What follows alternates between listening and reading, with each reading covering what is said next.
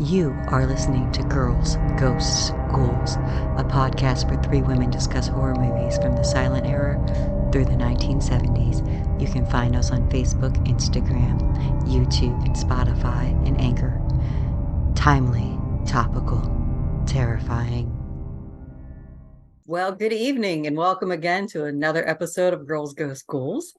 This is our special Christmas, Yule, solstice, Hanukkah, whatever you want. Greeting episode, and we decided to do The Exorcist because I don't know. I decided it was a Christmas movie, and it was released originally on December 26th, 1973. So I'm not completely wrong. A little background. This was the movie that fucked me up as a child. I watched it far too young on TV, and I had a thing about possession up until I probably hit my mid-40s, where I decided possession might be really great. Prior to that, it used to terrify me to think something else could take control of me. Now I'm like, no, it's all right. Demon, take the wheel, go. But, when I was younger, terrified. And for some reason... Still kind of makes me uncomfortable. I still would be thrilled by it, but it'd be interesting to see how worse it could do than me. Greg's a valid point. Same for me. Like, what bad decisions would you make, Demon? Not an invitation, just to be clear. But yeah, but like I had very few memories of it. I remember the spinny head, the projectile vomit, the crawling down the stairs backwards. And for some reason, I always interpreted the party as a Christmas party. So that's why I was like, it's a Christmas movie. Now, I do think I had seen it between 6 years old and now, but those were the memories that stuck in my head the most because I saw it at that impressionable age. So I watched it with a friend of mine who had very little parental supervision, but this was a friend I made like later on. Well, started in elementary school, kept through high school, but it was later during, bike to the video store days. So I'm guessing it was maybe middle school. I don't think any later than my freshman year when I saw it for the first time. And it freaked me the fuck out then. But I was a very sheltered youth, let's say that.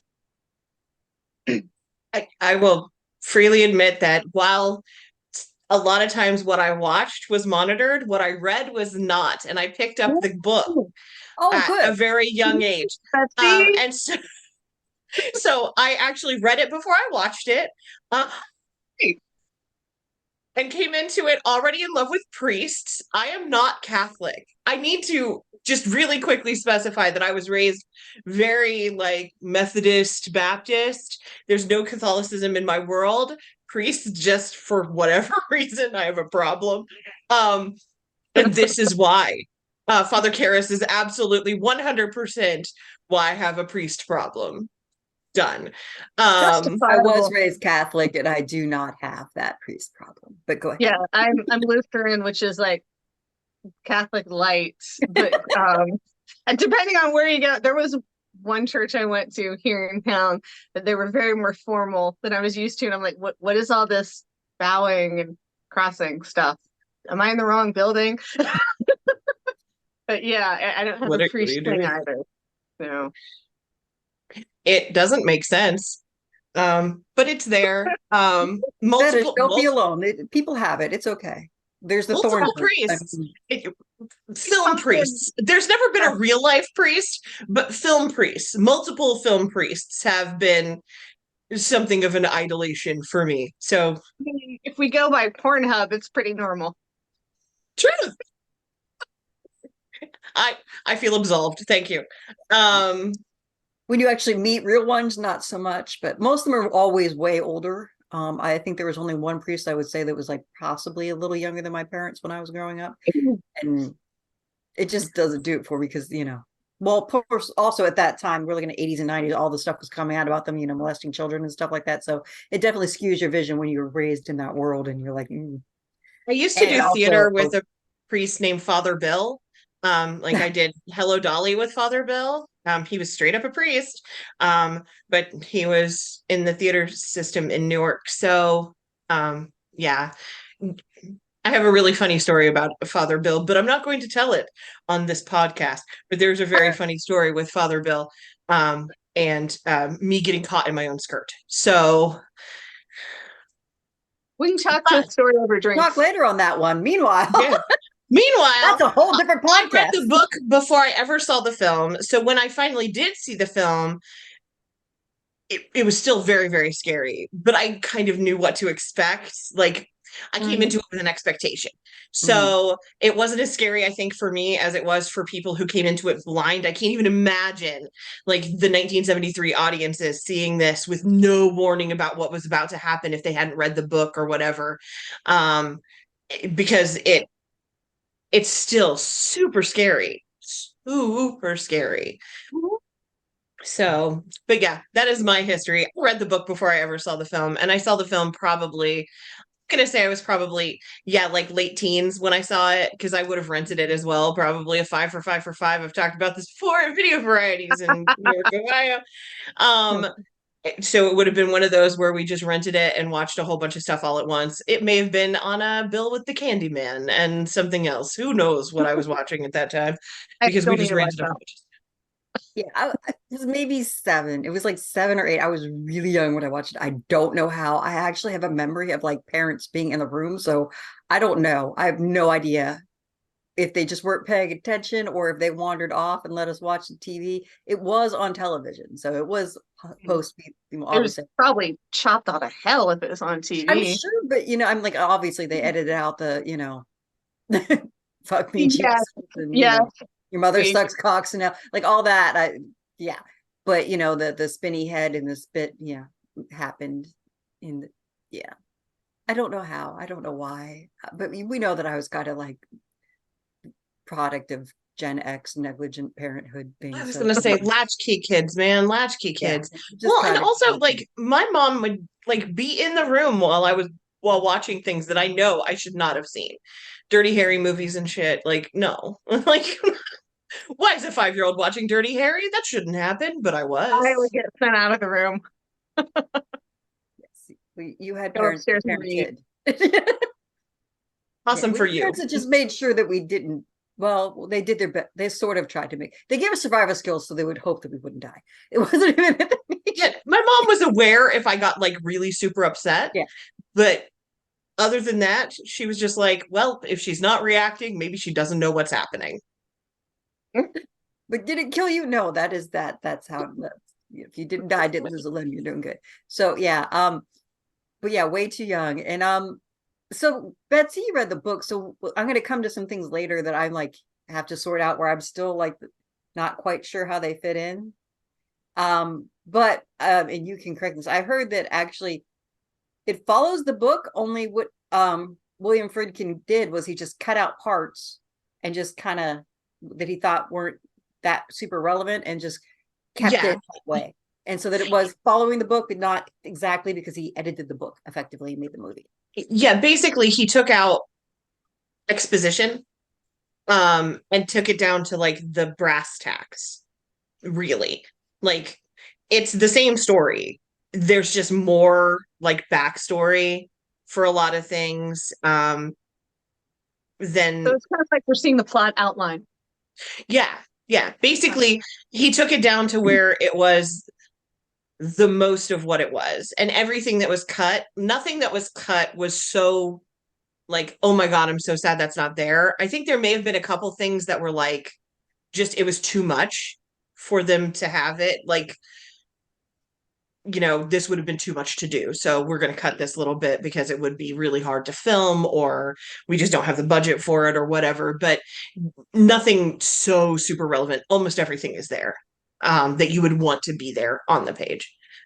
So there's a little bit more backstory for Father Karras in it. More backstory for Marin.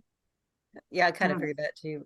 That was one of the things that bothered me. So, I mean, okay, first of all, if you've never seen The Exorcist and or read the book, stop watching the podcast. Go watch The Exorcist. It's free on Tubi, I think, right now. Pluto, I think. Pluto. Pluto. Thank you. Yeah. Pluto, and you can rent it through various other mediums if you don't want the ads. But yeah, so basically you have a young girl who gets possessed, and at first they're not sure what's going on. They figured out she's possessed. They go like the actual exorcism possession is like the last 30 minutes of the movie. Truly. So it's all leading up to that, and it's well done, but it's also frustrating. Yeah, So it's a like where I real get slow confused, build. like first of all, I watched it like 3 times, and I still can't find the inciting incident that made the mom actually take her to the hospital or to get tests done to begin with.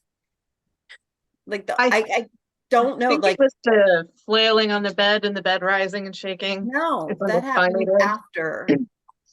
But when she first takes her daughter to get tests, the only thing that happened really before it that I noticed was she found her daughter in her bed with her, and she's like, "Why are you here?" And she said, "Because my bed was shaking, I couldn't sleep." And then the next thing you Mm. know, she's going through a battery of tests in a hospital. And I'm like, I don't, I mean, obviously, I was not an ideal parent to begin with, but that would not incite me to a battery of tests. That would be like, yeah, she's got a vivid imagination. Maybe she had a weird dream and in her mind about like I would not see that. But the implication is supposed to be that she was supposed to be telling a bunch of lies and being hyper and something, and I didn't see that at all really in the movie. There was like before that one incident where she grabbed something out of a jar and ran off, and it looked like her and her mom were just playing though. Like I Yeah. didn't take that as something that was disturbing or distraught. So I was like, okay, what made the parent thing go off where she's like, something's wrong with my daughter, let's go take her and have a lab of tests done, which thank God for privilege. Could you imagine how much that shit would cost? Oh, whew, yeah. Because they No. do every imaging test that they can think of to try to find, a brain abnormality. Hello, Yeah, I can't speak today. I understand, honey. Which I do kind of appreciate that they don't just go directly to she has a mental illness. They're really trying to like go through a whole bunch of things before they even start to deal with the fact that it might be a mental illness or something, Oh, in her brain. psychiatry, yeah. Yeah, before they even try that, which I do appreciate. I think Yes. the implication is that there was a change in her personality. Like just, and you could see like from the very first scene of her to the scene where they finally like sent her to the doctor, her Yeah, eyes I are didn't like see dark. it, Well, and she but starts to get like dark circles under her eyes and stuff. So it like the implication is she's not sleeping. Um, but yeah, I think a lot of that was left off the screen. right, which Um, I didn't feel like they needed to do a lot, but there should have been something more beforehand. I thought that gave you a little, because to me it was very confusing when she ended up there. I mean, they like afterwards when she's talking to the doctor, that they cite these symptoms, like the hyperactivity, and apparently she's telling bunches of lies and she can't do math anymore. But there's nothing where like she says, "Honey, why are you failing math now?" Or nothing like you see her zipping around the house like and then my other thought was, if this child did not in fact have ADHD and they put her on Ritalin, she should have been amped up and fucking nuts from there. What I mean? Like what truly, True. happened there? Like, did they miss that page? Like, or did she actually have truly. ADHD and got demon possessed, which would kind of suck on so many levels. Well, then they gave her Thorazine. Yeah. So Which is the exact opposite. I It's would hope they took her off the Ritalin when they started giving her the Thorazine, but I would hope so, but I mean, I don't. Yeah, there's a it's lot.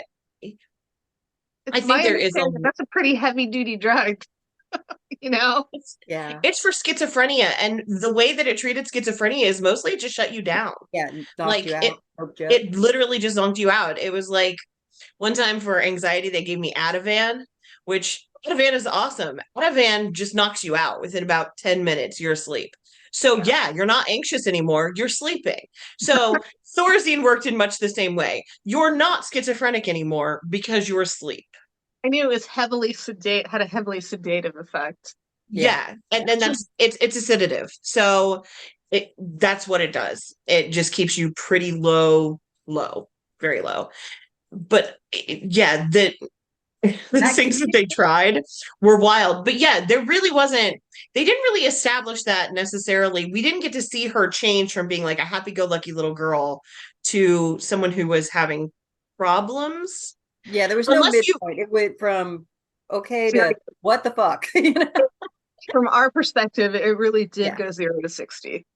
Okay, so it wasn't just me. Like And my you had other, you had like little hints here and there, but they were smallish and could have been nothing. explained away by, was the character supposed to be 12, I think it is. Yeah, yeah, 12. Oh, for fuck's sake. They're yeah. little Well, heathens and at like that stage. I'm gonna guess that some of it was supposed to be the Captain Howdy conversation in the basement. Right. Um, That Oh, was definitely. also nothing there seemed major. Like unless she was like right, really freaked except out. the going to know and Uh-huh. like why didn't she want her mom playing with it kind of a thing. And then she's like, come on, Captain Howdy. And then her mom thought she was lying about that. I maybe, but it didn't Yeah. really read enough to be like she's lying to me. I Right. don't know. Like I wonder if there were supposed to be incidents where things happened and she said Captain Howdy did it or something. You know what I mean? And Yeah. then they had two other things besides that that really kind of threw the story for me. Okay, you have this big buildup in the attic, which why the fuck that woman thought that was rats, I'll never know. Like, what kind of mutant rats do they have in Georgetown that stomp like a freaking, like, so they had the big buildup about this attic. They made this big deal about the attic and it goes nowhere.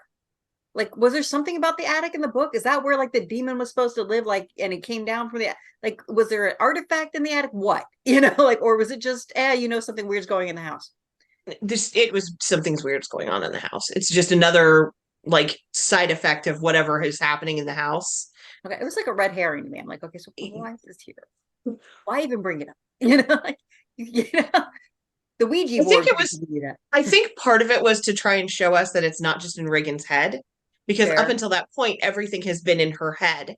And she's like, I hear, the bed was shaking. And then her Well, mom walks actually, out and the thing in the attic happens. And you're like, oh, no, see, there so is actually something. it's reverse. They do the attic before they start doing the weird thing with the kids. Because remember, she wakes up and like Yeah, that was she hears the very thing in early the in the attic, film. and then she goes into the girl's room and the window's open and she closes and kisses her on the forehead and goes to bed.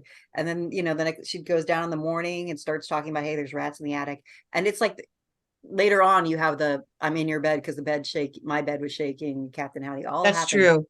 So but it's not to take from your point, like your point still holds that the idea is to give you a pretext or a concept that there's something else going on in the house and it's not just in this girl's head. So I guess I would appreciate it for that, but I also just felt like it was a build up to nowhere. Yeah, it's kind of a red herring. It is. It may be just part of the background sense of wrongness. Yeah, there's just something wrong in this house. There's just something wrong in this house. Yeah. Much like how early on, in the beginning of the movie, when Father Merrin is on the archaeological dig Mhm. and he's looking at the big statue of the demon, I think it's Pazuzu. and It's you Pazuzu. Pazuzu, yes, thank you. I was like Pazuzu, blah, blah, blah. I It's And remember it it's only because it's such a fun name to say. it's so And fun the to serpent say. dick was rather a very impressive silly too. name. And you see like dogs fighting and whatnot, Mm. and the shot closes in on the statue with sort of an implication that the malevolence Foreshadowing kind of there. Yeah. Yeah, foreshadowing that the malevolence is seeping out and affecting the world around it. Like for example, the dogs fighting. right. And so similar to that, the malevolence is beginning to affect the real world, and you're getting feelings, sound effects. Is she? She hears things, but is there actually something there, etc. Are you hearing a sound, or was the sound put in your head? Right. Fair. Kind of what I'm trying to get at. And my Yeah. final big thing that I had with the movie that I thought was also very confusing is the way they handled Father Karras's mother's thing. Mhm. Like I think this is also why I thought it was in New York because she was clearly in New York, but they don't really Yeah, make it clear that he left DC to go to New York and then came back. And then like the timeline, like he goes for a visit once, right? And then he correct. sees her, she's got something wrong with her leg. I'm assuming it was a break of some sort. Um, just I because was it, assuming diabetic something myself, but could have been that. I mean, well, the way he wrapped it and said you got to stay off it made me think that it was some kind of like a sprain or a yeah. break or something. But and then he's gone, and then like it seems like not that long later that he's with his uncle and she's in the nut bin, which also highlights the difference between what happens when you don't have money and there's an issue medical wise, and when you do have money and there's an issue medical wise. Whole Yeah. different world for poor Mrs. Cars, right? And yeah, then she's in the loony bin the next thing I know because her uncle's like, well, because I think he said because of the edema, she's not she's yelling at the doctors, and so we had to put her in the psych ward to get her to heal, and then we'll take her out. And then the next thing you know, they're at the party, and you have Father Dyer, I believe, Yeah. Dire. mentioning that his mom had just died the night before, and that she'd been dead in her home for a couple days Couple because days. Yeah, that the timeline of that confused me. So I'm like, hey, was this over a month? Was this over a week? What happened here? You know, I'm like, no idea. It's definitely several months. Um, because he takes a transfer, he goes to DC, he goes back, and then there's a point where he's talking to Father Dyer when he's drunk, and he's like, I should be there for her. So it's over a series of months, and I think we're supposed to know that because of how many medical things that they do to Reagan as well, because all of those things would take time. You're not going to do all of those things in a row, especially like the MRI, or not the MRI, but like the machine, and then the weird thing they do with the scope. It has a name, Oh, and I yeah. saw Yeah, but I it, but think I that can't was remember it. after his mother died. I mean, I know they did some tests beforehand, but then the whole intensive stuff, I thought that was after she peed on the floor at the party. It was. It Okay. was. But yeah. So I mean, those were the things I thought weren't very well done. Now, that being said, when you think about it, three things in a movie from 1973 that is like a, kind of cutting edge horror movie, that's not a lot that's wrong. Those were just those three things No, kind of no. took me out of the moment because I was just sitting there going, but what, I Well, really it do was think the part with his mom was worse for me because that's when the original, the one I was watching on Pluto streaming, the sound and the pictures weren't matching up, and I'm like, I can't remember. Is this intentional? And that's when I stopped and I switched over to Amazon. Yeah, paid the $3 to rent it, and it's fine. yeah, So that it's yeah, definitely worth it. yeah, you're not the only one that got caught by that. I was like, this was not explained well. it's But also, yeah. I do think that there is some uh these two stories are happening kind of at the same time, but instead of doing them interlocked, they did his story, her story, his story, her story. And then Kind of what I eventually think was ran them into happening. each other. Yes. And then ran them into each other once he becomes involved in her story. Because it felt to me like sometimes what was happening to her and what was happening to him were at the same time, but they weren't, instead of doing it like a little vignette of her, a little bit of vignette of him, they were doing it like a long segment with him, a long segment with her. But it seemed to me like it was overlapping more than what we were being shown. And in the book, definitely it was overlapping more than what we were being shown because he's having a crisis of faith by the time he gets to the point where he's seeing Reagan.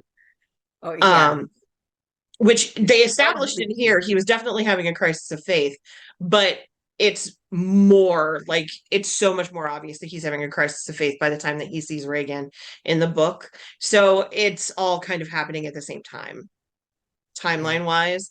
I think they just made a decision like, okay, let's film this, and make it streamlined straight through instead of doing cutting it up more, I Yeah. think.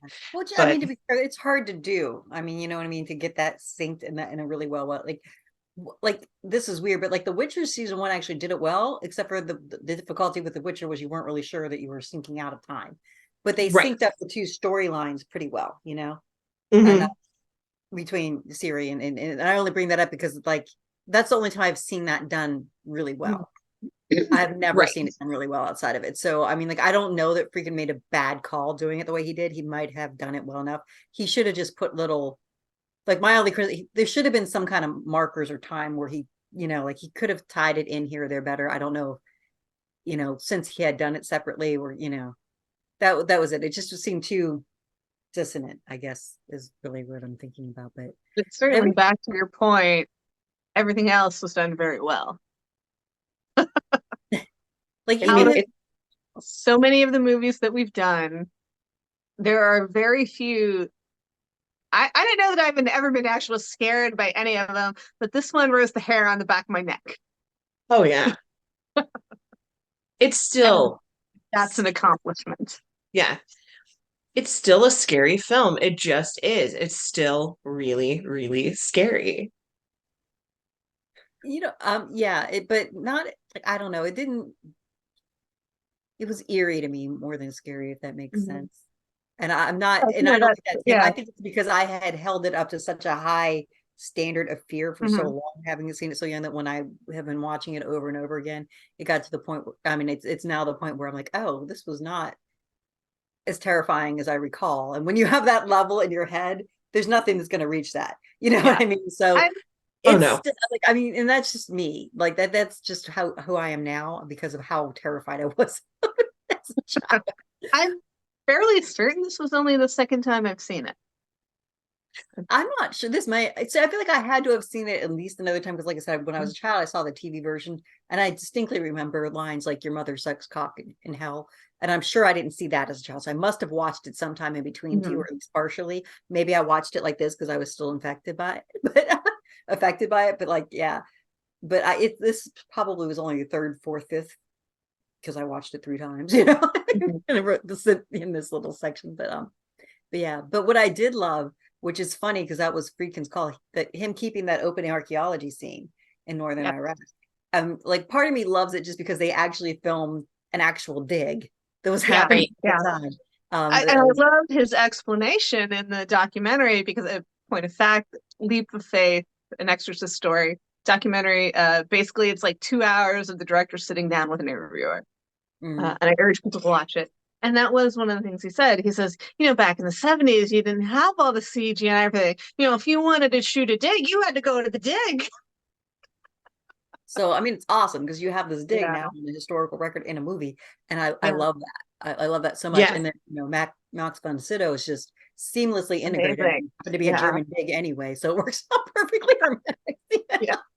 German and dig, Yeah, but, and I loved that they were filming such an ancient city dig.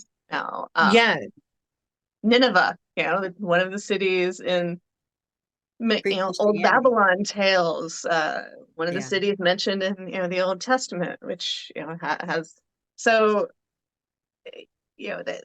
the ancientness of it, the eternalness of it is fascinating to me, at least from that aspect. So it's really neat to see them digging in there. And I appreciate the use of the soundtrack in that he did not cover up over the sounds of the dig. No. Yeah, well, as you remember from that documentary, he fought so hard to find a good soundtrack that would not cover things up, and he added stuff in it, like a fly in a jar near the microphone and stuff like that to give even more. And the first guy, that he took the rock out of the movie to was like, well, I can say this piece of shit. And the director's like, all right, well, thanks for your time. And the next guy that he went to was, I get the feeling he was a friend of his or somebody that he knew. Yeah, if I recall the documentary, it was a Yeah. friend of his, and he wanted to do what, church organs or something like that, I think. Correct, yes. And he did some of a score, and I think he played like the first song for the director, which completely overlaid the dig and the lovely soundscape that they had created, because I love good sound design in the film. It's just one of my things. Yeah, which Exorcist does amazingly well. Yes, and the music was beautiful, genius about it. Yeah, it definitely, and the music would have covered that. And he told the guy, he's like, well, thank you for the work, but I'm not sure this is the direction I want to go. And the friendship tanked after that. He's like, I don't think I've talked to him. And so the classic piece, Tubular Bells, from Mike Oldfield, which is harder to play on piano than you think. no, I don't doubt that. I'm working on it right now. And he just went and used all existing pieces of work and whatnot. Because what was it, Jenny, as he said in the documentary, that he wanted the music to be like an impressionistic painting. Well, and a lullaby. He wanted something that was like a lullaby. Yeah, you're right. I forgot about that one. But yes, you're also right about the impressionist, which actually paintings play a big thing. Like a lot of the scenes, the pictures you see, the subliminal stuff, all to him was just different artwork. The opening well, not the opening, but the poster art that you see basically behind me, this was all Friedkin's love of art, It was, and it shows. On the shot behind you, when that came on the screen, I squealed and clapped my hands, and I was so excited because it's such an iconic picture. Absolutely. Yeah, and definitely. Beautifully done with that, the light and the dark interplay. Yeah, there's a lot that made this movie magic, and it's so funny. So Also in that same documentary, there was a talk. So originally, the person who was supposed to play Father Karras was Stacy Keach. Of I don't know if anybody's as old as, but Mickey Splains Mike Hammer. Later in life, I think he played the father in Christopher Titus's sitcom. Vaguely. But I can't like he's Stacy Keach has done other things, and I think he's an excellent actor.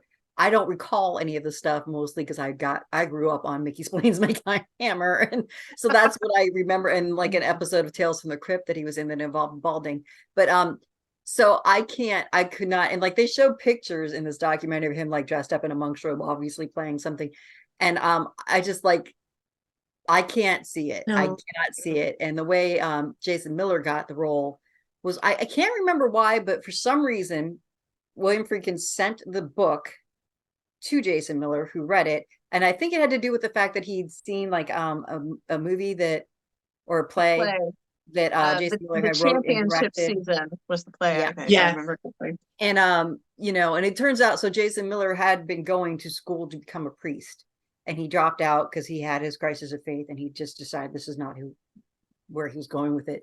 And of course, Jason Miller read the book and was like, "I'm Father Karras. I gotta do Karras." this.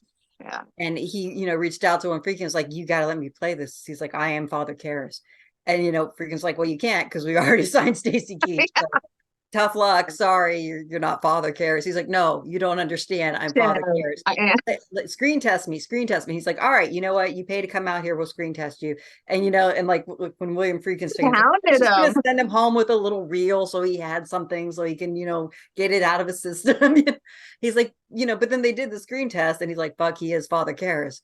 Yeah, So the director watched it and was like, "Ah, son of a bitch." because now they had to pay Stacy Keach in full because, like I said, he was signed and he didn't back out, so they had to pay him off completely to replace him with Jason Miller. So I mean, that's a big one leap of faith right there because you know Jason Miller was relatively unknown. I'm like I think the only thing they knew him for was this piece that he did. I think so, yeah, because he had done mostly just theater since then. Yeah. But he did win a Tony for it. So Well, he won a yeah, and he got nominated for the Academy Awards for Best Supporting Actor for this film, yeah, for this which film. Yeah. well fucking deserved, let me tell you. Yeah. Yeah. I mean, right. I can't imagine anybody else playing it. I mean, the other funny thing is like, so the writer of the book, The Exorcist, William Peter Blatty, he always envisioned himself being Father Karras. And he, according to William Friedkin, offered William Friedkin like all his money from that he would be getting from this movie to be able to play Father Karras. And Friedkin was like, "Dude, no, baby, honey, I'm sorry, but no, No. no." Mm-mm. Yeah. Everybody wanted to be the priest. IMDb has a list about yay long of people who were going to play or who were thought of to play all of these roles, like all of them. It made me laugh because some of them I'm like, I don't see that. Like Christopher Walken apparently was also a thought for Karras. Um, You'd have to Jack go back to his Nicholson. Deer Hunter days to understand that. You know, Jack like, Jack anything we've Nicholson, seen but then modern. Friedkin just the studio wanted Jack Nicholson, but Friedkin said no because Jack God. Nicholson could never play a priest. He doesn't have it in him to be a good person, is what he said, which made me laugh. I bet you it made Jack Nicholson laugh too. Yeah, that one made me laugh. Yeah. I have to say my favorite fact about the Iraq shoot before we move on. So, Friedkin really, really, really wanted to get a shot of vultures around the Pazuzu statue. So he kept putting slaughtered lambs out by the Pazuzu statue to try and draw them in. And after 3 days of shooting, they refused. But he got a reputation as being the American who kept leaving sacrifices for Pazuzu. That went real well with the Islamic community. They're like, stay away from crazy white man.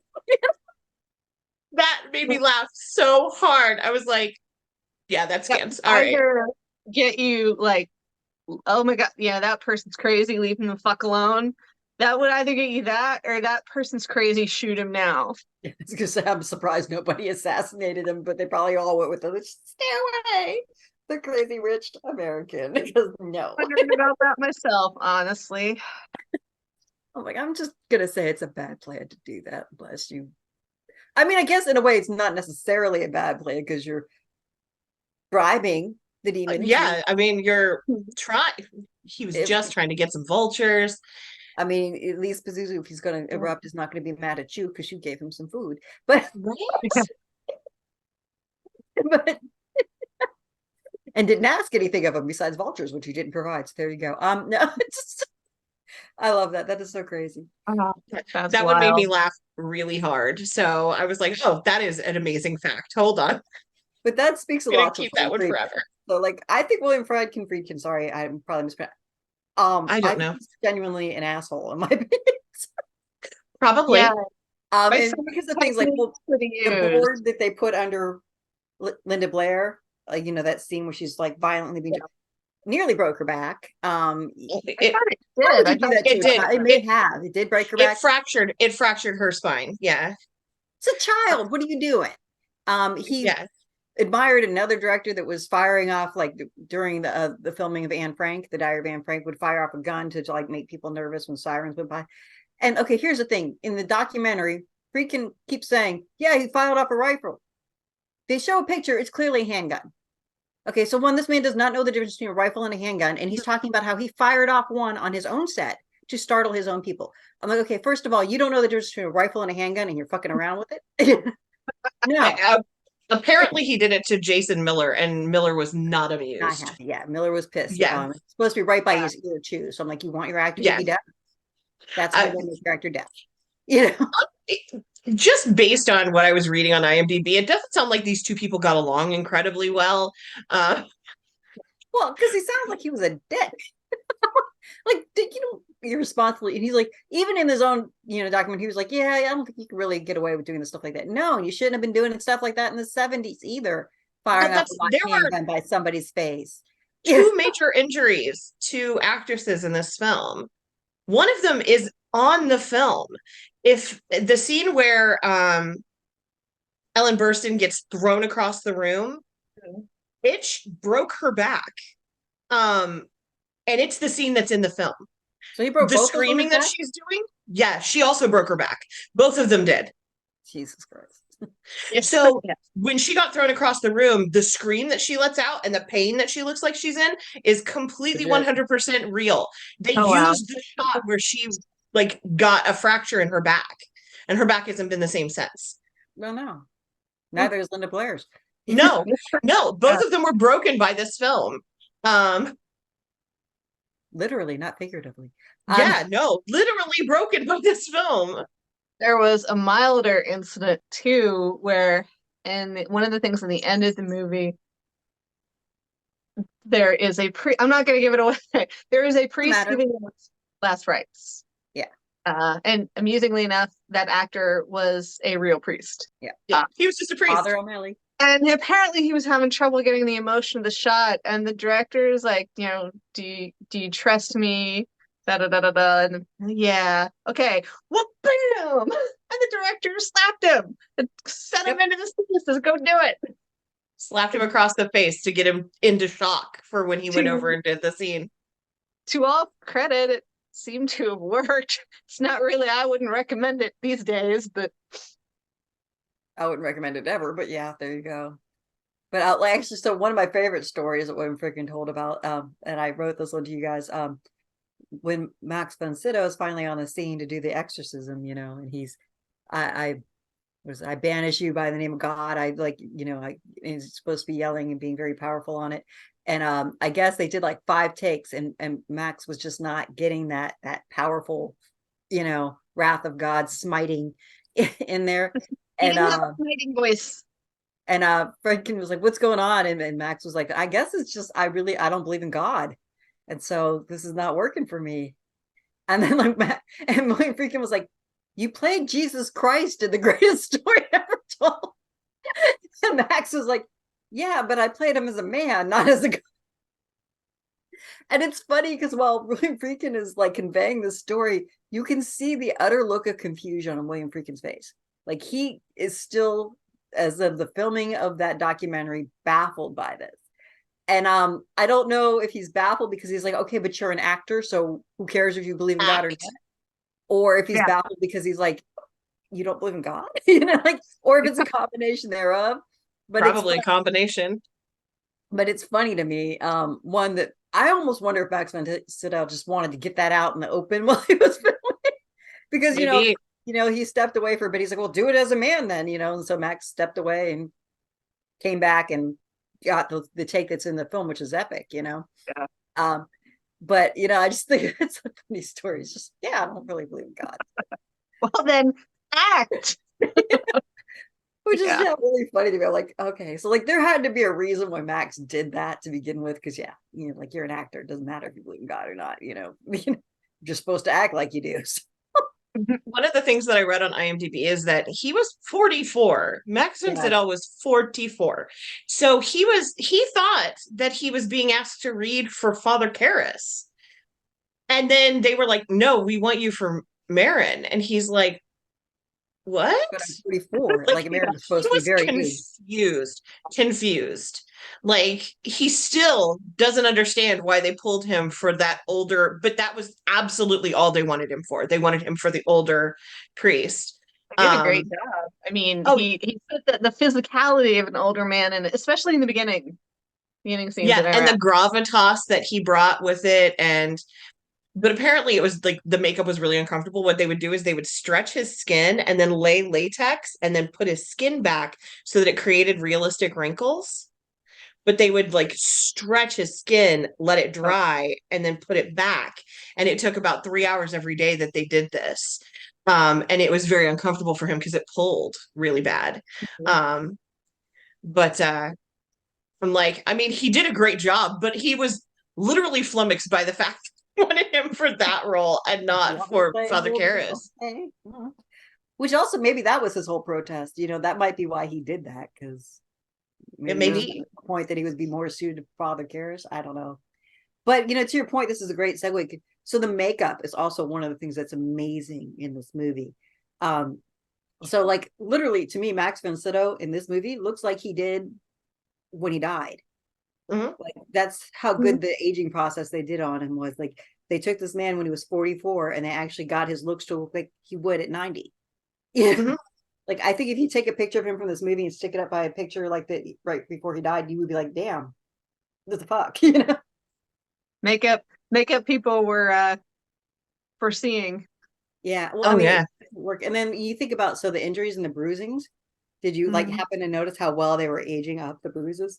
Like Yes. Mhm. you had this real dark bruise and you'd see it fade to that oily green color, and they Oh, just really absolutely. worked. Regan's makeup, it took them a while. Like, and I love that they took some of the test makeup shots, which they threw out to not use, but they used it in like little subliminal shots throughout the Mhm. movie. It looks a lot like Nosferatu. Yeah. So I'm glad they didn't use it for her main makeup, but it does really well in the little like shadow subliminal, hidden in like the stove and and like overlay reflection shots and Yeah, and the real gradual like build to her being the extreme that we see there toward the end with the chapped lips and like everything chaotic. and green. Yeah, and the green, that build is so good. And so like apparently she had three different pairs of uh Contact. lenses that she wore, like contact lenses, to get to the point where then she's wearing the white at the very end. But they kept like first it was like bloodshot and then it got worse and then it ended up being that white. But yeah, it was that gradual build of the just excellent makeup work. Excellent. And even little things like the mom getting more and more um black circles, and like it started subtly and then just more and more, and like wrinkles where she's like aging because she's losing weight because she's so stressed out. And like it was so good. Like subtle things even like that were amazing. Like just so well done in this film. Even the au pair, or Mhm. her assistant who Sharon, also I think it helps with was Reagan. Sharon Hansen. Yeah, her Assistant. appearance getting slightly more, because she also, the more stressed she gets, Harry. the older she looks and the more she looks stressed out. And they just did such a good job of every single person in this looking more and more haggard as it's going on, where this is just becoming more and more of an issue. It's Mhm. wild. So good. Oh, Yeah. And Ellen Bernstein, oh my God, just perfect. She just everything, you know, going from the calm to like, oh, to the how do I not to just somebody help us, you know, Yeah. you know. I loved it that they were very meta with it, of an actress playing an actress. yeah. Yeah, that was But funny. The it movie didn't within the movie. feel necessarily like she was playing herself, like she was obviously embodying like a role. I don't know her, but it was obvious that she was taking the role very seriously. But there were little things like the original script called for in that scene with her and Father Karras on the bridge, where Father Karras is like, I can see her as a psychiatrist, but I can only see her as a psychiatrist. Um, she says, please help my little girl. That was ad-libbed. The actual line was, please help my daughter. But she just in the moment went, please help my little girl. And they didn't cut it because And they those, liked the way it sounded better. Because yeah, that's what you those, would say. yeah, those little bits where the actor throws that ad lib out impulsively are sometimes what makes the magic of the scene. And that's something to bring up a modern point, that's something AI will never be able to do. No, no, It's because it was beautiful and it was perfect because it made it more personal. Like, this is my little girl. Like, it's so visceral. I have the least maternal instinct of anyone in the world, and even I was like, "Oh man, this woman and her little girl. yeah, Okay, we should help her." Like, and I have none of that, but even I could feel that. It really did change it. It really did. And that's some of the other people that they had like thought of for that particular role were like at one point apparently Debbie Reynolds and Carrie Fisher were considered as a mother-daughter pair to play Chris McNeil and Reagan. But Debbie Reynolds couldn't had a contract that she couldn't get out of, so they couldn't make it work. That would have been There were a interesting. couple other people. Anne Bancroft was considered for the role ooh, of Chris well, that McNeil, would have been amazing. but she was pregnant. And so they couldn't because there was too much going on to So bank people on putting someone who it was in. pregnant. They probably would Yeah. have Yeah. killed the kid in that movie the way the Yeah, they were throwing her not around. paying attention to people's safeties, yeah. Mhm. Yeah. Yeah. It Then we wouldn't have World War Z. Um, sorry. very important Max Brooks. So Yeah. But yeah, that's a lot. But what was I gonna say? Linda Blair, you can't give her enough. I mean, she just was amazing. And It's in a way, this movie broke her, not just physically, it also kind of I think that after she did this movie, it there was no career for her besides horror. yeah, But it did tank her career. She got typecast and she was not in a she was I don't know if it's just that she wasn't getting offered anything good or that they made poor acceptance of roles or both, but yeah. well, I also read I mean, I she love the got an stuff she did. she But got an Oscar nomination for this role for Best Supporting Actress. And then they found out that another woman had done a lot of the voiceover work for the yeah, demon. love to talk about her We too. should, yeah, we should touch on that. But But let's finish this. because it came out that this other woman did it, they started to denigrate her acting. And say that she wasn't a real actress because she didn't do all of the voiceover work. And I'm like, but the physicality was all her. The Well, and she physicality, and said they all the recorded it. lines because, Yeah, so the exactly. woman's name was Mercedes McCambridge. And so all she did, so like, Linda Blair said all those lines. All those lines were said and done. And Mercedes McCambridge literally it was voiceover. They did it to make a more demonic voice because Linda Blair was a child and Right, not just that, it was because Friedkin wanted something that did not sound human. right. Mhm. And yeah, so he seen Mercedes McCambridge do things in her voice and things she did. And so Mercedes McCambridge had like basically found Jesus, stopped drinking, stopped smoking, when William Friedkin went and reached out to her, and he's like, I need you to do a demon voice. Obviously I'm paraphrasing, and she was like, ugh. And I, for some reason, I don't know, she read the screenplay, she read the book, she decided she wanted to do this. And she's like, all right, but here's the thing. Here's how we're gonna have to do this. You gotta tie me to a chair, feed me raw eggs, whiskey, and cigarettes so I can do this voice. So everything she had quit doing, she had to go off the wagon to do it. And she had her two priest friends as support. She's done recording her lines with that crazy ass, just haunting, terrifying voice, she would go over to the two priests that were actors in the movie and just cry and sit with them. It's just terrible but wonderful. I mean, like, I don't know why she felt the pull to do it. I'm glad she did.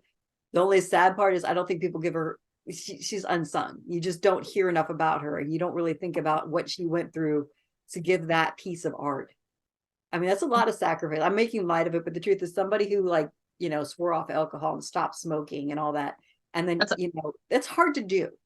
That's a big thing. It is hard. And yeah, to my opinion, I think it's harder even to quit smoking than it is to quit drinking. But absolutely, I've heard. And then she had to do it all again. Well, she didn't have. She chose to do it all again to make this role work. And I don't know if she was able to go cold turkey again after that. I think she was, if I recall my reading. But that's hardcore, I think so. Difficult.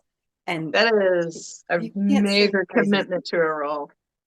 It's an amazing work. And like, even to the point of being like, she wanted to be tied to the chair because she wanted to feel the physical restraint so she can get that also into the characterization in her voice, So, and the uncomfortableness of it. And and it's just phenomenal. I mean, I think she's amazing. I just think it's kind of shit that they not that denigrated. That's not your point. Linda Blair deserved her nomination. She did amazing. She acted. It didn't matter if somebody voiced over later. They literally wanted to take it away from her, but once they give you a nomination, they can't take it. But literally, the Academy Award was like, well, if we could, we would rescind her nomination because she didn't actually act the role. It is very dickish. Did they rescind the ones they gave to Polanski? No. It's okay if you're a child rapist. Just don't be somebody who has somebody do voiceover work over physical acting. Well, and I was like, but physically, she's doing all of this. Like, what part of that isn't acting? Just because during a couple scenes, it's not her voice. But for some of it, it was. Like the whole, the crucifix, the famous crucifix scene. That is Linda Blair. Okay. That is her voice. That is a question I have for you two ladies, because this could be, and I know this is a weird thing to get hung up over, but is it that the director does not know how women masturbate, or was it just supposed to be a violent assault? Because I'm like, I really wouldn't call that masturbating on any level. It's supposed to be a violent assault. Okay, then he got it right, but I was like, that's if you masturbate, like, you do serious injury to yourself. Or at least to me, it felt like it needed to be a violent assault, because the idea is that the demon is taking advantage of this child.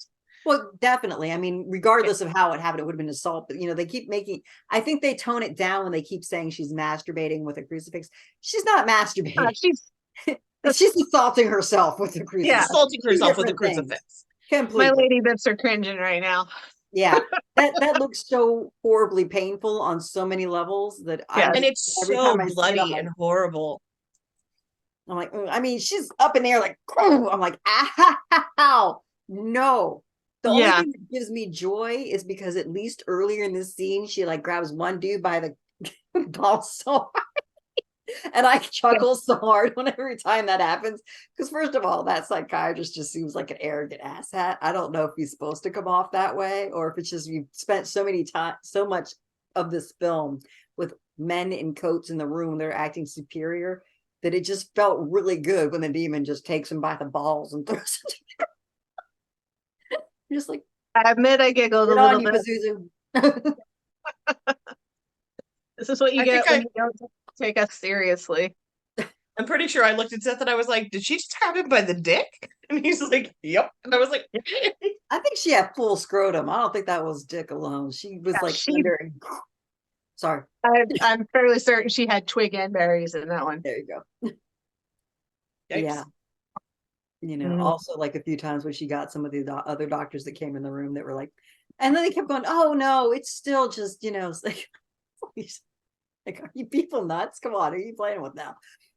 Yeah, there's that. Oh, another funny foul-up thing. So I think you guys have read this too. So the look of disgust and horror on Jason Miller's face when he gets vomit right into the Yes, face, I that was complete real shock and response because that was a malfunction. It was supposed to hit him in the chest.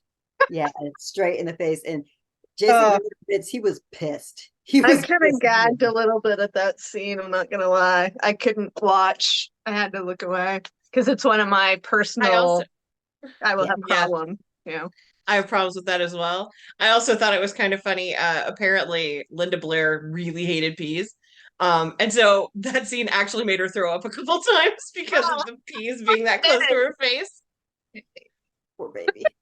I know, poor kid. Oh, I yeah. also appreciate she was so young.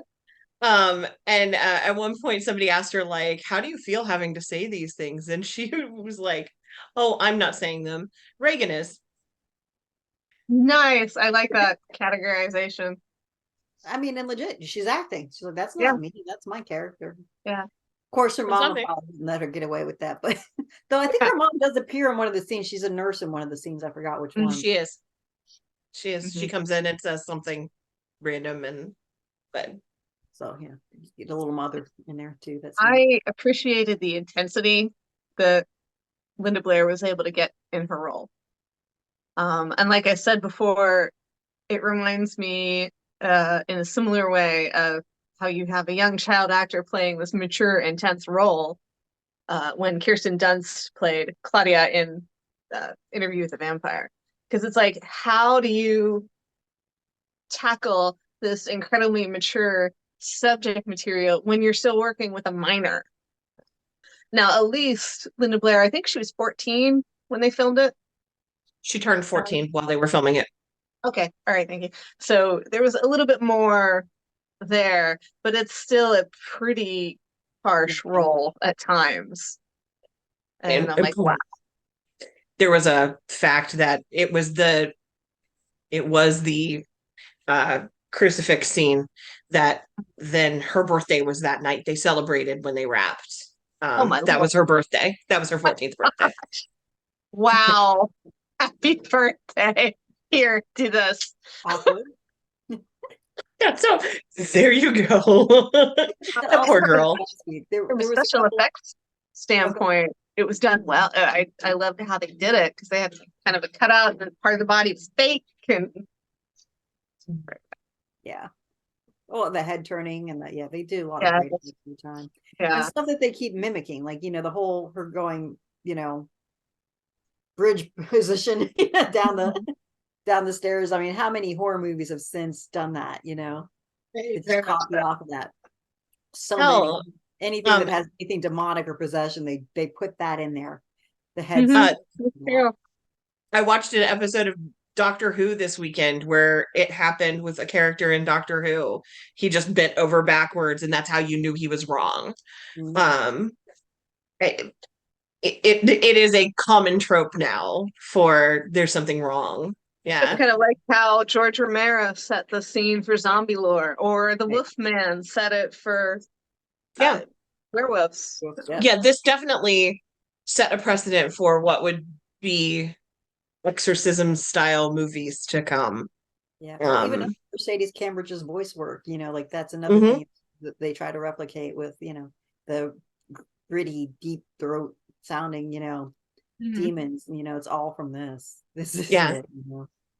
But what I also a couple things I forgot. So there's that whole scene that they make a big deal of. It's only a flash where the priest walks into the church and there's the Virgin Mary with traffic cones for tits and something attached as a dick, and like Yeah. it comes up again because the cop comes in. Oh, I forgot the actor's name, but he was really prolific in the day and an excellent actor. Something Cobb, I believe, Lee Cobb maybe, who plays the Find it. detective. He even questions Father Karras if he thinks there's a tie in between that and Burke's death/murder. and which Burke is another confusing character that I can get into too, but Lee Cobb, you're correct. But it goes nowhere too. Like they make this. I think Betsy. Does the book have all these red herrings too? Is it just? And I feel like they're more connected in the book. Like okay.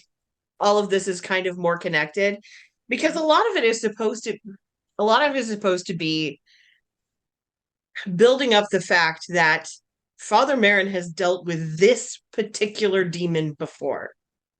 This specific demon. He's felt it before, he's dealt with it before, because we know that it's Pazuzu. They never actually say that They just show in the that film. again. So other than like the flashes of him in Iraq, but we're never actually told that that's who the demon is. We never learn the demon's name other than the Captain Howdy thing, which is a child talking to something. But we're never told what the demon's name is. But in the book, there's a lot more of a connection where this is a demon that he knows this demon. He has dealt with this demon before. He has felt this demon before. He knows this entity. And so it is more personal for him even than what this lets on. It's more than that. Like it is a more personal thing for him. So touch on that in the film because I think that would have brought apparently that's what the opening sequence is supposed to be showing us. Well, you do see in like the first round of the exorcism, I think it is, at one point you see a flash of the Pazuzu statue. Right. And I think that's supposed to be the thing that ties it in, and I'll accept that. And that's kind of why. Well, and at one point, the demon, before they've even brought in the exorcist, he asks for Merrin. Oh. He says something about Merrin before they've even brought Merrin into it. He says something about Merrin. In one of the weird diatribes that the demon goes off on. Oh, okay. I didn't catch that. I don't remember that. I must have missed it. Well, I mean, there's a lot to miss. So, I mean, there's a lot. There's a lot. You gotta pay attention. Miss, yeah. I just caught it. Honestly, this is the first time I've caught that. And I was like, oh. And part of that was because I was following along on IMDb the whole time. I'm betting it was probably when he was saying what was supposed to be gibberish, but was actually backwards English. Oh, wait, yeah, the backwards talking. I feel like that I heard Merrin in there, but yeah, it was. Yeah, but basically he says Merrin. So then when they call Merrin, it all kind of makes sense. Yeah, it ties in together. And you're like, well, yeah, he asked for him by name. I don't know why not just grabbing him. Okay, whatever. Oh, go ahead. This isn't something that I feel was a miss or wrong, but it's something that I want. I'm really annoyed that you just come in and find Father Merrin dead. I want to know what ensued. Like I'm really mad about it because not only is he dead, but the demon seems kind of calm at first. Like something had happened to even shock it. If that makes any sense, because it's just sitting there calmly in the corner first, and then after Karis comes in, and like gets pissed. Then the demon starts laughing. But like the whole time leading up to that, though, it's just sitting there kind of like, and I just wonder, like, was there some kind of like weird blaze of light that Merrin was saying, my God, at the last second? Was he almost successful and it shocked the demon to not be able to react for a little bit? And also, who the fuck taught Father Karras how to do CPR? He went to medical school for psychiatry. What the hell was that? Yeah. Sorry. I was laughing at that, remembering some videos from, I think it's like Fire Department Chronicles, that a series of humorous videos done by a firefighter. And that is one of the things they touch upon is how CPR is portrayed in the movies. And that's one of the I think that's one of the things he brings up in that. That's terrible. I was like, oh, come on. I'm not trained anymore in it, and I know you don't do that. So I looked it up because I could not remember, and I was pretty sure that I knew how he died in the book. I just wanted to make sure that I knew. So at one point they mentioned that a previous exorcism had almost killed him because he has a cardiac arrhythmia. Yeah, he has a heart. He dies of a heart attack. He literally dies of a heart attack. It's just the whole thing is too much for him, and he has a heart attack and dies. Which Well, that's kind of a letdown. makes me bring up a question. There's a scene during The Exorcist and pause in it, exorcism, where Karis gets out the stethoscope to listen to her heart. Because again, a psychiatrist is a medical doctor. You know, so they have that experience as well. And so he's checking, and and Marin asks, and Karis says, yeah, it's her heart. And then later, how Marin is dead, and I assume it's his heart because in the beginning of the movie you see him taking what I assumed were digitalis, and I was like, oh, did the demon make Karis hear Marin's heart?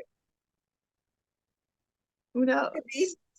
It's one of those we don't know. And the director in his documentary, because interestingly, I watched the documentary before I watched the film. And there are a lot of things in the final scene that the director's like, yeah, we left it ambiguous. Interestingly, the director hated the final scene. Really? Exorcist. He hated it. He said it was he didn't understand it. So. See, I thought it was great. If we can go ahead and outline it. Yes, so basically, Karis walks in, Marin is dead. He tries to revive him. Really ineffective. Sort of. He thumps him in the chest a whole lot, and it doesn't work. Shocking. The demon starts laughing finally, and then Karis loses his shit, grabs the demon, starts beating up the little girl, really. And then this guy's trained as a boxer. And then starts choking her, and then come into me, tells the demon to come into him, and the demon decides to listen. Maybe he decides it'd be more fun to possess a priest than a little girl. I guess. And you see almost starts to kill the little girl. Yeah, right before he does go, and you see a little flash by the window of Karis's mom, and then the demon is now in Karis, and you can see the demon's about to go kill the little girl. Not that Karis wasn't already trying to do that before he had the demon jump into. But then Karis takes back over, and you see him make the deliberate decision to jump out the window and kill himself. Now, I had always interpreted that he thought that would be the way to stop the demon being able to do anything else. That's what I thought as well. My counter argument to that would be okay, but it's not like it's a demon. I don't think it's going to be trapped in you when you die, but maybe there's some weird obscure Catholic text that says that if a demon is in your body when you die, it dies with you. I don't know. But apparently that's what Karis thought.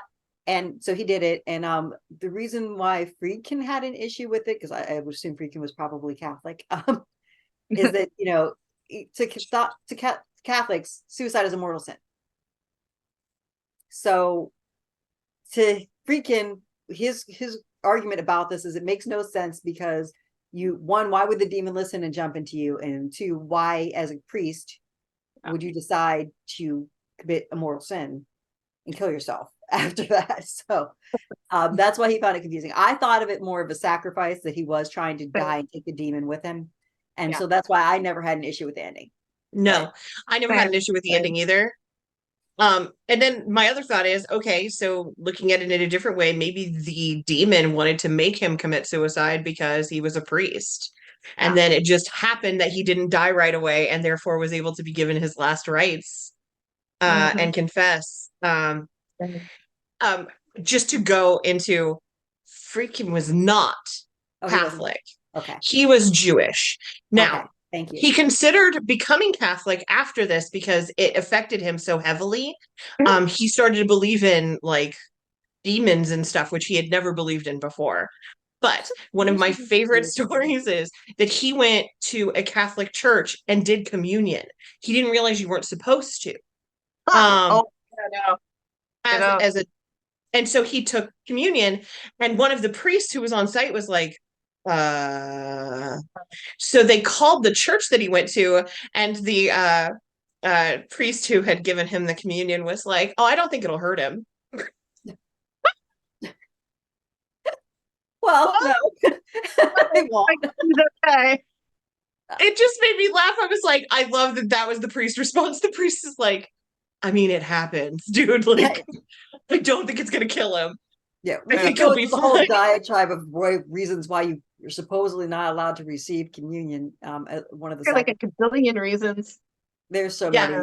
You know, Uh, there's a you're lot. not Catholic. You're a lapsed Catholic. You haven't made confession. You've been Right. divorced, and your first marriage wasn't annulled, and you got remarried. You can, I mean, like, Apparently, you're Jewish. well, because you're not technically Catholic, so you have not Yeah. actually got the right to the Yes. But Yeah, they sacrament. practice closed communion. Mhm. I just thought it was very, very funny, that particular story, because I was like, I love the idea of somebody calling the priest, like, is everything going to be okay? And the priest is like, I don't think it's going to hurt him. Yeah, I mean, it is funny to me that Funny. those other priests called. Like, I mean, I could see them going to, freaking and be like, okay, like, dude, you're technically not supposed to go get it. But like, yeah, like, God's not going to smite you. It's not I was going going to say, you're not going to be smoked because of it, guys. But it did make me laugh. That Lightning was, isn't gonna strike you when you walk out. I think you're gonna be okay. So yeah, apparently William freaking did some research and knew that suicide was a mortal sin, but not enough research to know that you don't get to partake in the sacraments if you have not been indoctrinated, actually. And I don't mean that just, in a mean way, though I also think it's funny because you do get indoctrinated, both in the negative sense and the positive sense. I don't know if positive is the right word, in the linguistically accurate sense. Yeah. That way.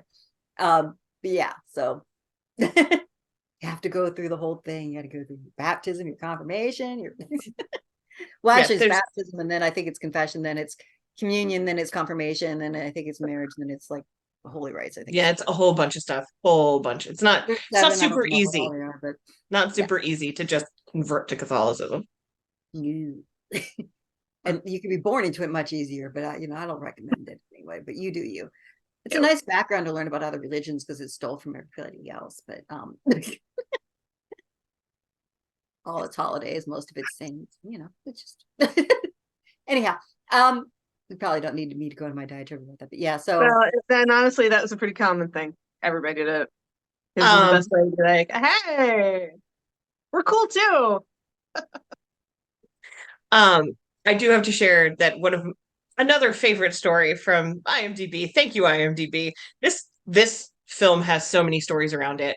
The place where they shot the steps, where they shot the falling down the steps. Of course, it's now a tourist location. You can actually go and see it.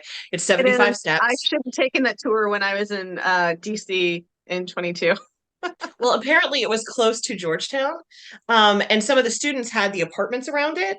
So what they did is they charged $5 to come on the roof and watch the guy come out the window and go down the steps. cool. So the stunt double was watched by probably 200 people from the roofs of neighboring buildings where they had paid $5 a piece to get up on the roofs, by college students. In So I thought, 1973 money too. right? I'm like, $5, is a lot. You college students making some money off of this. But apparently he only did You it take twice, again. but they did pay for both times for people to come and watch him go out the window. So Yeah. Oh, so my other thing is Burke. Okay. What was likable about this character, Burke? And first of all, you see him twice. You get the implication Uh-huh. of the conversation that Regan had with her mom that Burke's around a lot. He's a total dick at that party. Like, I mean, I can't imagine he's better than that when he's sober. Like, why are you picking on this poor dude? Like, what was that all about? And then the next thing you know, he's like dead. and his last words were literally, you know what, like she kills him. And then the last thing we hear from him is, do you know what you're cunting dog Yeah, through the demon. Yeah, through the her. demon? Yeah. Yeah, so it's not necessarily his last words. It's Yeah. the demon mimicking him. But yeah, like, Although it was actually the actor's last words. He died of influenza shortly after recording that small bit. oh, Oh wow. So it was his last words on the film. He got, according to Ellen Burstyn, several people were murdered by this film. The guy who played Burke died. The woman who played Karis's mother died during the shoot. Max von Sydow's brother died. Max von Sydow got very, very sick, but he was fine. He recovered. And then there was someone else's sibling died. So they had like 5 or 6 deaths. Oh, and an infant child of one of the crew members died. So she considered it kind of a bad luck set. There was just a lot of death around the set. Also, it was supposed to take 85 days and took 225 to shoot. That's Wow. interesting too, because according to Freakin', they just let the camera roll. Like things were all done in like 8 takes for the most part, except for the 5 takes it took Max von Sydow. So it's Yeah. weird that took so long, considering. Yeah, Yeah. because he said he didn't like to do take after take after take. No, Ellen Burstyn said she was afraid at one point that it had changed from being a film into being a television show. there you go. Though there Yeah. was an Exorcist television show. I think it happened in the 90s. Mhm. Remember much about it though. But I think It had Gina Davis playing a grown-up Reagan who becomes possessed again. there you go. Interesting. I read about that too. But yeah, I think this is an excellent movie. I think it still holds up. I think even though, yeah, it just holds up. I mean, obviously it's dated because it's set in the 70s, so the outfits are 70s, the clothing's 70s, the tech is 70s, but it's good, For It all is. of that, I think it's still a Good. great movie. I mean, you'll Makeup still is get down. visceral, body reactions during it, and But yeah, I'm Yeah. actually I would buy. so I never watched any of the other Exorcist movies, like Neither Exorcist, have I. but I'm interested at least to see Exorcist 2 because that was also in the 70s. I think it was 1977 that one came out. So It seeing was, that. and it's also Linda Blair. Mhm. Now, there is the one that they just had recently, The Exorcist Believer, Yeah. was also supposed to be kind of like a reboot sequel. Yeah, I heard it wasn't very good. I have not watched it yet, but Okay, yeah, I haven't either. I intend to anyway. But like I heard it was not Mhm. up to par. But then this is a high bar to hit, Yeah. Yeah, it's rare that a sequel outshines an original. Yeah, Reboot. and but this original did such a good job. Right. It felt atmospheric. It was sufficiently creepy, and sufficiently eerie. Yeah. Great soundscape. Uh, I liked the way he Acting. did the music. The acting was amazing. Jason Miller knocked it out of the park with the intensity that he brought to the role. Linda Blair, 14-year-old kid doing this. Mhm. Mad props. Max von Sydow. I mean, what can you Mhm. say? Yeah. Ellen Burstyn, just phenomenal Yeah. actress. And Bob. Yeah, just there's nobody who doesn't shine in this film. I No. didn't see an actor where I went, they just kind of phoned it in. Yeah, Mhm. it's just really good. Mercedes McCambridge and her voiceover work. Absolutely. Just yeah. So I mean, watch this. Yeah. Definitely watch Absolutely. this. Before Yeah. and you haven't watched The Exorcist already, you should probably be a little ashamed of yourself. So watch it. This is iconic. This is what Yeah. Yeah. any possessed film you see afterwards, they're stealing from this. Just flat out.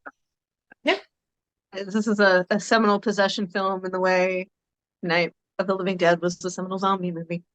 Yep. So with that, Oh. happy holidays if you celebrate. If not, enjoy the light coming back after the solstice, and we'll see you. Yeah. Absolutely. See you in the new year. Bye. You have been listening to the Girls Go Schools podcast. You can follow us on Facebook or Instagram at Girls Go Schools podcast, on Twitter at Girls Ghost Pod. Like and subscribe to our YouTube channel, Girls Go Schools podcast, and find our podcast on your favorite podcatcher.